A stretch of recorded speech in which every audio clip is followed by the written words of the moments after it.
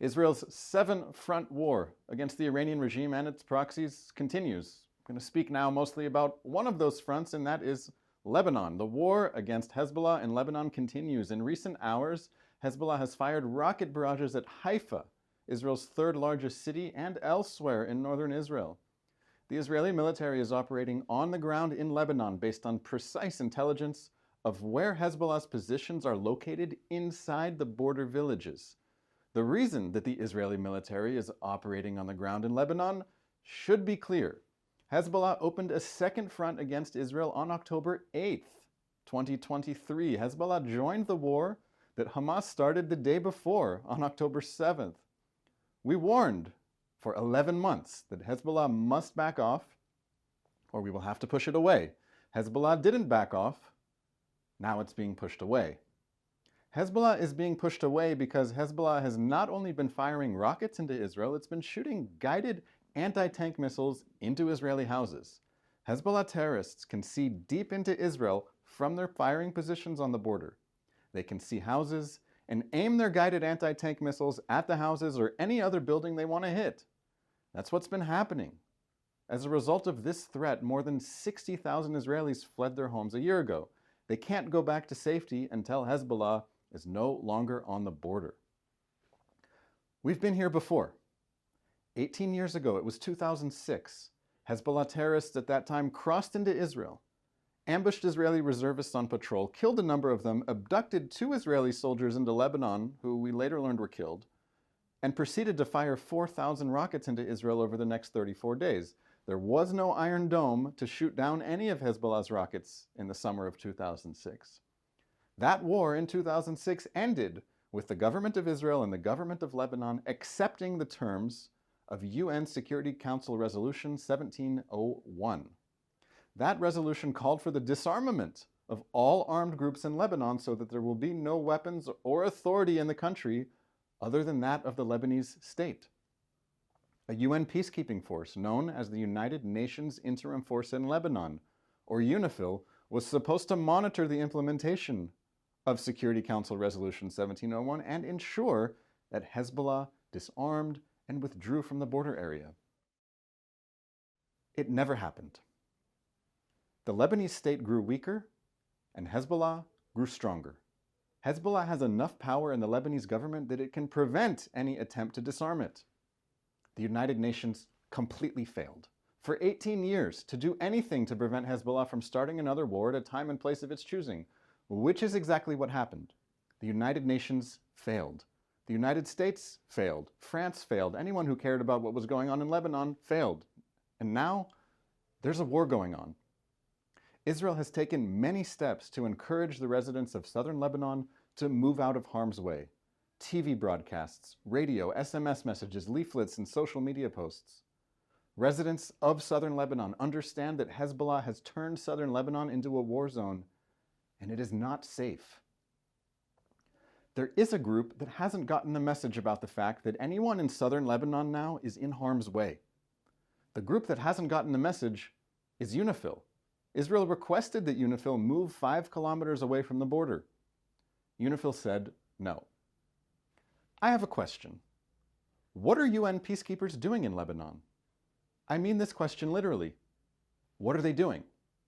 What's their day like? Do they have meetings? Do they do team building exercises? Do they enjoy long lunch breaks? I can tell you what they aren't doing. They aren't keeping any peace. There's a war going on now because the United Nations failed to disarm Hezbollah and push it away from the Israeli border. Hezbollah started a war and attacked Israelis for a year from Lebanon, while the so-called UN peacekeepers in Lebanon did nothing. Now these UN forces are caught in a war zone. Israel asked them to move out of harm's way. They refused to leave. Their spokesman said, "It's important for the UN flag to still fly high in this region." My question remains, what are UN peacekeepers doing in Lebanon? Give me your best answer in the comments. UNIFIL has said that 5 members of its forces have been injured in a few separate incidents in recent days. UNIFIL said an Israeli tank fired at their position, which wounded 2, and in a separate incident, 2 others were injured in explosions near a UNIFIL observation tower. The exact circumstances of the incidents remain under investigation. I can guess what may be causing UNIFIL to get caught in the middle of the war between Israel and Hezbollah. 2 months ago, Israel's ambassador to the United Nations, Dani Danon, presented images at the UN Security Council that expose how Hezbollah is launching rockets from areas next to UNIFIL bases. It's in Hezbollah's interest to draw Israeli fire to areas near UNIFIL positions. Hezbollah wants more international pressure on Israel to stop its defensive operations. Israel obviously has no interest in harming anyone from UNIFIL. Right now, I just don't know what the UN forces are doing all day, or what they plan to do differently in the future to ensure that Lebanon and Israel can live in peace. Finally today, an item you should all read. The New York Times has a story headlined, "Secret Documents Show Hamas Tried to Persuade Iran to Join Its October 7th Attack." The Times got their hands on, I assume the Israeli military gave it to them, the minutes of 10 meetings among Hamas's leaders. The Times verified the authenticity of the minutes.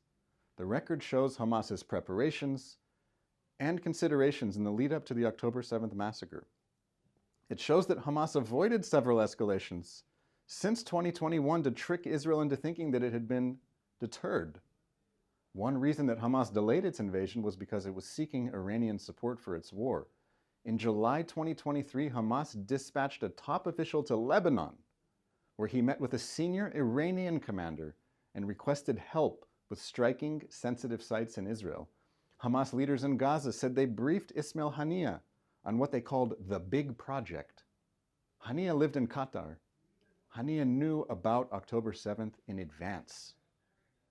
The bottom line, we already know. Hamas wants to destroy Israel and annihilate the Jewish people. It won't stop until it is stopped. Let's take some questions now from our live audience watching on YouTube, X, Instagram, LinkedIn, please. We have a number of questions regarding UNIFIL. We want to know, if the UN forces evacuated Syria into Israel during the Syrian civil war, why is it that UNIFIL forces are not also evacuating away from the fighting? I wish I knew the answer to this question. The UNIFIL spokesman himself was asked, why aren't UNIFIL forces evacuating? Why aren't they moving out of harm's way? And he gave the answer, which is, he's not the one setting UNIFIL's policy. UNIFIL's policy is set by the United Nations and especially by the influential countries that are either part of the Security Council or sending their own citizens to be part of this UNIFIL force. So we're talking about France, Italy, Ireland, and many other countries. The spokesman of UNIFIL, he said himself, it's important that the UN flag continue to fly in Lebanon. Didn't say why, didn't say what they hope to accomplish. It just seems that they're standing a ground to make a point, and instead of doing anything to counter Hezbollah for the past almost 2 decades, finally they've decided to stand their ground against Israel, and perhaps that's the reason.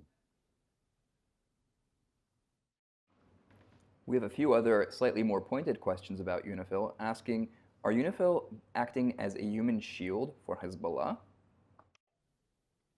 I wouldn't go so far as to say that UNIFIL is acting as a human shield for Hezbollah. No, not at all. But what is happening is that UNIFIL has many positions in southern Lebanon. Southern Lebanon is also where Hezbollah has positions. And many of these positions are concealed, they're difficult to spot from far away, and they are positions from which Hezbollah fires rockets into Israel. So wherever there is a Hezbollah position, wherever Hezbollah is sending rockets into Israel, it's likely that that spot is going to be targeted by the Israel Defense Forces. So if such a position is near a UNIFIL position, that would put UNIFIL forces in danger. It's not that the UNIFIL forces want to be in danger, it's that Hezbollah wants to put them in danger. One of the frequent claims against Israel is that Israeli forces commit war crimes. Ed Barr on YouTube asks, are there internal IDF investigations about claims of war crimes? Does the Criminal Investigation Division of the Army check these claims? What do we know about this? The shortest answers that I can give you right now are yes and yes. This is part of the internal processes of the Israel Defense Forces, is investigating claims of wrongdoing by its own soldiers. This is a process that takes time. It is in the middle of a war. Beyond that, I don't have further details. Wikis says that their airline flight from a non-Israeli carrier was canceled, and they ask, should I try to come another way? The people of Israel are always excited and happy to see flights with tourists arriving to Israel. I always say that the best way to stand with Israel is to stand in Israel. Come to Israel, experience what life is like here and how we're dealing with the fact that 101 hostages still remain in Hamas terror dungeons, and the war goes on 7 different fronts. If you can find a flight into Israel and book a hotel, I recommend that you come. Unfortunately, I'm not able to serve as your travel agent, but I recommend trying Google Flights, seeing what you can find, and hoping for the best. Always take a look at El Al, the Israeli national carrier, because they have not canceled flights. Elisa on YouTube asks, how will Israel recover from the economic impact of the war? It must be so hard for everyone, and this is our final question. It's a question that I don't have an answer to, aside from the fact that we're going to have to recover. There are so many more pressing questions right now, chief among them that there are 101 hostages in Hamas terror dungeons in Gaza, that there is a 7-front war going on that Israel is dealing with: Gaza, Hezbollah and Lebanon, the West Bank, Syria, Iranian militias in Iraq, Yemen, the Houthis in Yemen, and Iran itself. So there are 7 fronts that we're dealing with in a war. We have a hostage crisis. There's a lot of things that we need to deal with, and we'll only be able to address the day after. That's all the time we have today for our live daily briefing. I thank you everyone for watching. You can find this online on YouTube, on the podcast platforms, wherever you are watching. We are live again tomorrow out of Israel, 3 p.m. Israel time. That's 8 a.m. on the East Coast.